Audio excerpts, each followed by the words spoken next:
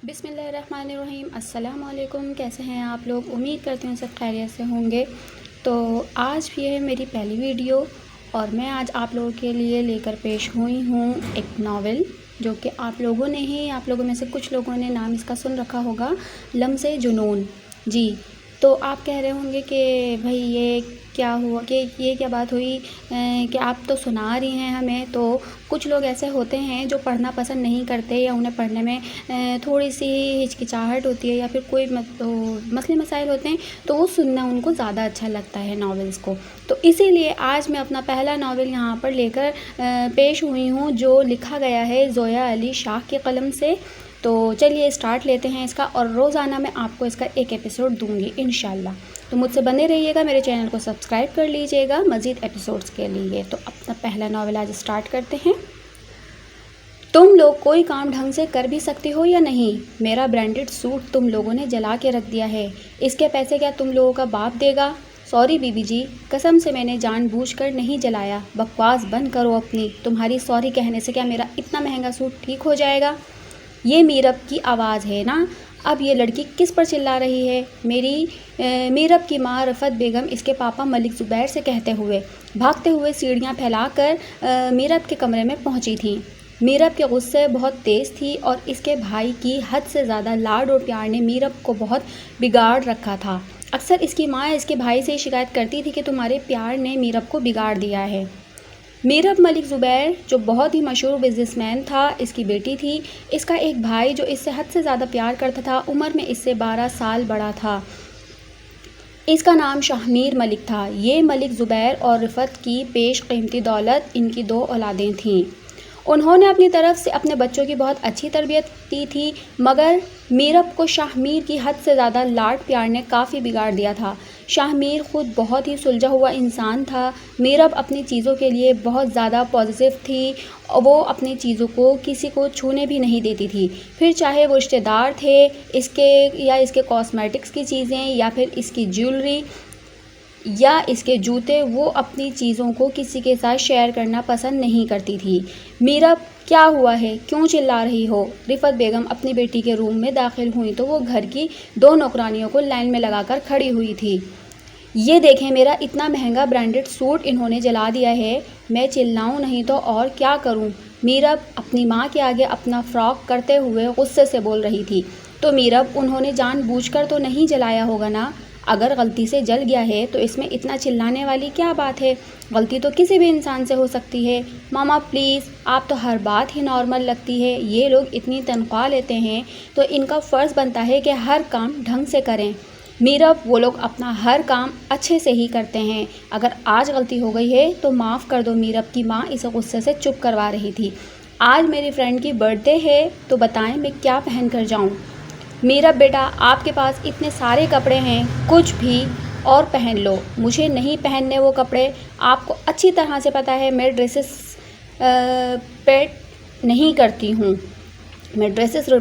करती हूँ। मेरा बेटा, क्या परेशानी है? क्यों आप गुस्सा कर रही हो? ज़ुबैर मलिक भी ऊपर रूम में आ गए थे। पापा ये देखें, इन्होंने मेरी ड्रेस चला दी है जो मैंने अपनी दोस्त की बर्थडे पर पहनकर जानी थी, और मम्मा इनको डांटने के बजाय मुझे डांट रही हैं।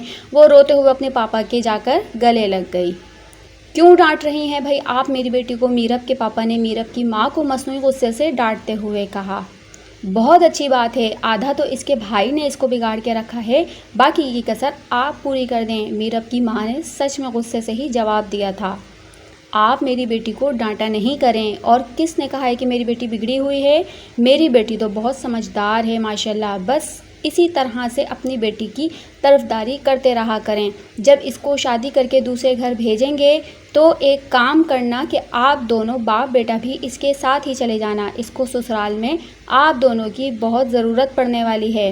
रिफ़त बेगम गुस्से से बड़बड़ाते हुए रूम से चली गईं। पापा, देखा ना आपने मामा किस तरह मुझ पर चिल्ला रही थीं, और तुम दोनों यहाँ पर खड़ी हुई क्या कर रही हो? दफ़ा हो जाओ। ख्वाह मौका मेरी माँ से मुझे इतनी बातें सुनने को मिली तुम दोनों की वजह से। हालांकि बातें मामा को तुम लोगों को सुनानी चाहिए थी। मीरब अपना गुस्सा नौकरानियों पर निकालते हुए बोली। नौकरानियाँ बेचारी अपनी जान बचाते हुए 1 मिनट से भी पहले कमरे से 9-2-11 हो गईं। अब बताओ मेरे बेटे को क्या मसला है, नया ड्रेस चाहिए। बस पापा मेरी दोस्त की बर्थडे है और मुझे वहाँ पर नया ड्रेस पहन कर जाना है। आपको तो पता है ना कि मैं एक ड्रेस को दोबारा नहीं पहनती हूँ। मीरब ने बेचारा सा मुँह बनाते हुए अपने पापा से कहा। तो जाइए नया ड्रेस ले लें। मीरब के पापा ने अपना क्रेडिट कार्ड मीरब के हाथ में थमाते हुए कहा। लव यू पापा। मीरब अपने पापा के गले में बाहें डालकर खुशी से झूमती हुई कार लेकर ड्राइवर के साथ ड्रेस लेने चली गई। प्लीज़ समझने की कोशिश करो, नहीं रह सकता इसके बगैर। मेरा जिस्म टूटता है, कीड़े रेंगने लगते हैं, मेरे जिस्म में इतना दर्द होता है कि मुझसे बर्दाश्त नहीं होता। इस दर्द से तो बेहतर है कि मैं मर जाऊं, वो ज़्यादा बेहतर है। क्यों नहीं मुझे मरने देते? जब तुम लोगों को सब पता है तो क्या मेरा तमाशा बना रहे हो? या तो मुझे मरने दो या मुझे नशा दे दो प्लीज़। पहले तो इस लड़की के बगैर नहीं रह सकता था, अब तो नशे के बगैर नहीं रह सकता। तो कोई एक चीज़ की डिमांड कर। रोमान शाह आंखें दिखाते हुए बोला। मुझे नहीं जीना, मरने दो मुझे। क्यों नहीं तुम लोग मेरी जान छोड़ देते हो? अहमद रोते हुए बोला। तुम सिर्फ एक लड़की की खातिर अपनी जान देना चाहते हो, मरना चाहते हो। वो कल की आई हुई लड़की तुम्हारे लिए इतनी ख़ास हो गई है, ना तो अपनी बूढ़ी माँ नज़र आ रही है और ना अपने जिगरी यार। लानत है तेरी जवानी पर। हाँ, नहीं नज़र आ रही मुझे मेरी बूढ़ी माँ और ना मुझे नज़र आ रहे हो तुम लोग। तुम मेरा पीछा क्यों नहीं छोड़ते हो? क्यों हर जगह साई की तरह मेरे पीछे पहुँच जाते? अपनी ज़बान बंद करो और चलो मेरे साथ। गाड़ी में बैठो। रोमान शाह अहमद को हाथ से खींचते हुए गाड़ी में बैठा रहा था। रोमान शाह, मुझे नहीं जाना तुम्हारे साथ। अहमद गाड़ी से बाहर निकलने की कोशिश कर रहा था। देखता हूँ कैसे नहीं चलते तुम मेरे साथ। रोमान शाह नशे में टूटे हुए अहमद को सीट पर बिठाते हुए सीट बेल्ट बांधकर दूसरी तरफ से होता हुआ गाड़ी में आकर बैठ गया और गाड़ी स्टार्ट करता हुआ हॉस्पिटल की तरफ चल पड़ा। अहमद रोमान शाह का बहुत अच्छा दोस्त था। शाह अहमद और शाहजेब तीनों बेस्ट फ्रेंड थे। स्कूल लाइफ से कॉलेज तक इन तीनों ने इकट्ठे पढ़ाई की थी। इन दोनों में लाजवाब केमिस्ट्री और दोस्ती थी। तीनों एक दूसरे के साथ बहुत ही अच्छा टाइम स्पेंड किया करते थे। यूनिवर्सिटी में इनकी दोस्ती के चर्चे हुआ करते थे। मगर फिर अहमद की ज़िंदगी में एक लड़की आई जिसको अहमद ने बहुत प्यार किया। अहमद इसको लेकर बहुत सीरियस था। वो इससे शादी करना चाहता था, मगर इस लड़की ने अहमद को सिर्फ टाइम पास के लिए रखा हुआ था। अरीशा एक बहुत ही अमीर ख़ानदान से ताल्लुक़ रखती थी, जिसके माँ बाप ज़्यादातर मुल्क से बाहर ही पाए जाते थे और यहाँ पर वो अकेली खूब अय्याशियाँ किया करती थी। यूनिवर्सिटी में वो सिर्फ लड़कों से दोस्तियाँ निभाने के लिए ही आया करती थी, मगर अहमद इसके इश्क में इस कदर मुब्तला था कि इसे इसकी कोई भी चीज़ नज़र नहीं आती थी। हालांकि शाहजेब और रोमान शाह इसे बहुत समझाया करते थे, ये लड़की तुम्हारे लिए ठीक नहीं है। मगर अहमद के सर पर अरीशा का इश्क सर चढ़कर बोलता था। कई बार इन तीनों में झगड़ा भी हुआ अरीशा को लेकर, मगर अहमद इसको छोड़ने के लिए तैयार नहीं था। करते करते वो लड़की अहमद को इस मकाम पर छोड़ गई थी कि अब अहमद को नशे की लत में लगाकर अरीशा को भुलाने की कोशिश करता था। कितनी बार इसने खुदकुशी करने की कोशिश की, मगर हर बार रोमान शाह मौके पर पहुंचकर इसे बचा लेता था। रोमान शाह अपने यारों के लिए बहुत मुफलिस था, दोस्तों के लिए जीने वाला इंसान था रोमान शाह। तो भला ऐसे वक्त में वो अपने बेस्ट फ्रेंड को अकेला कैसे छोड़ सकता था?